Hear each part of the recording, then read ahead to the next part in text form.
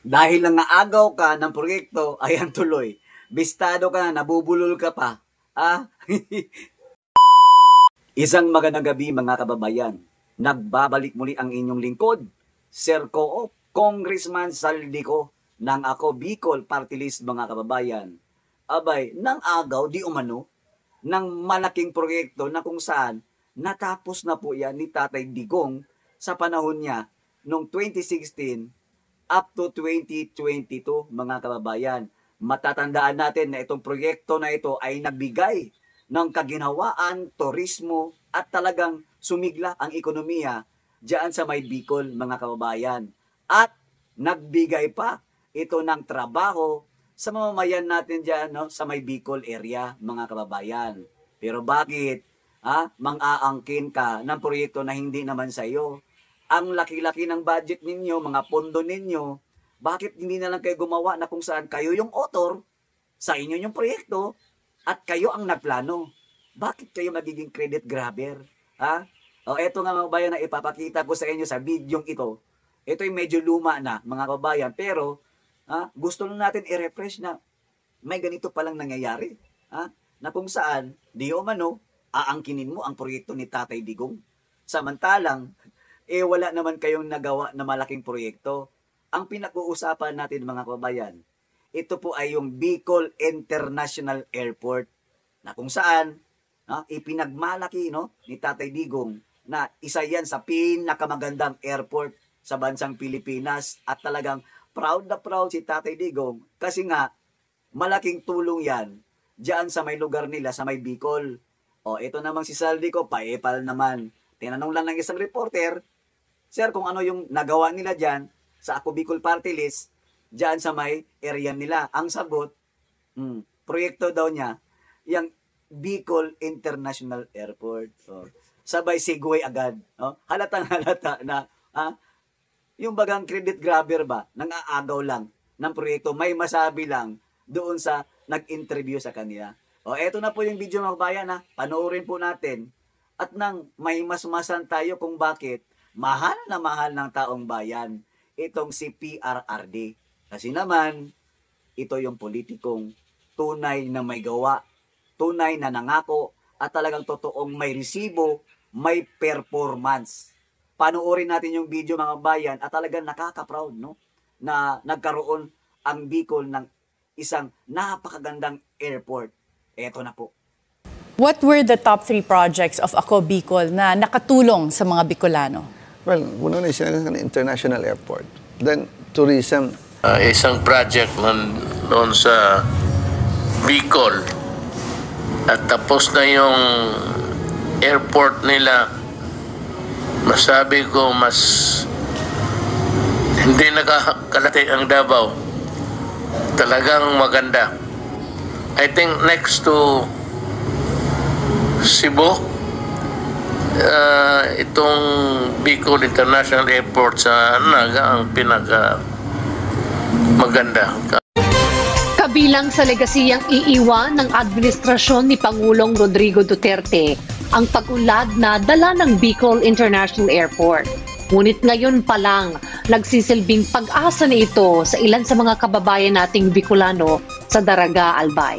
Kung paano, panoorin natin sa unang bahagi ng pamana ng administrasyon.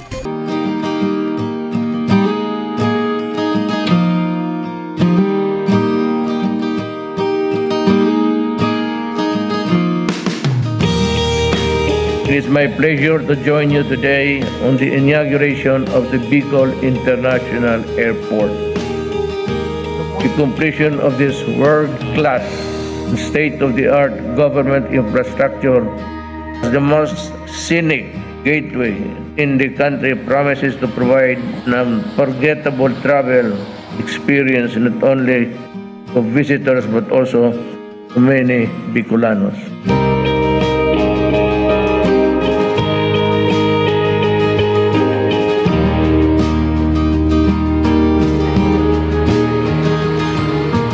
Binuksan na nga sa publiko ang Bicol International Airport sa Daraga, Albay. Isa itong karangalan para sa mga Bicolano na may pagmalaki ang kagandahan ng rehiyon.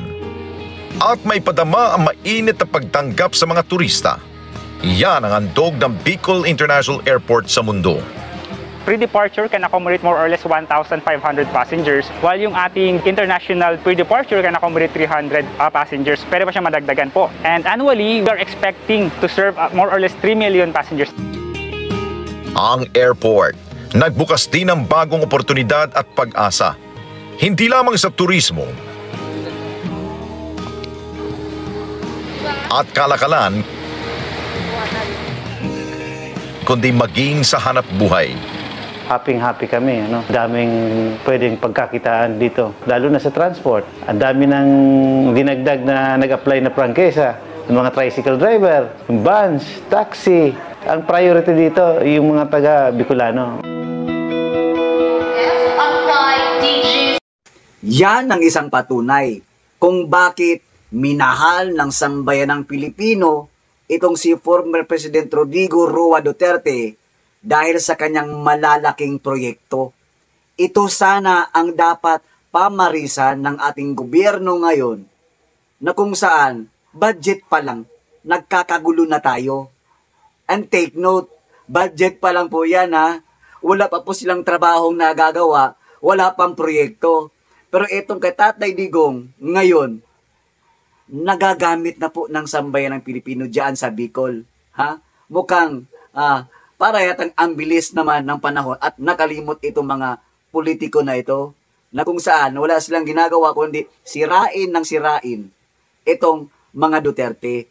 Mga kababayan, ito yung patunay na isang politikong tunay na may trabaho, tunay na may resibo.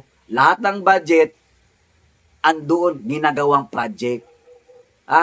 Pamana yan eh.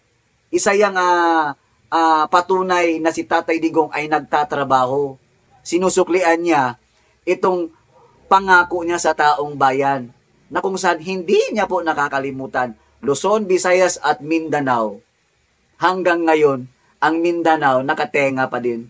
Kasalukuyan pa pong ginagawa, tinatrabaho. Kaya nga, yung Davao ngayon ay talagang pag rush hour, natatraffic talaga. Isa yan kasi nga nahuli po ang Davao pagdating sa proyekto sa Mindanao.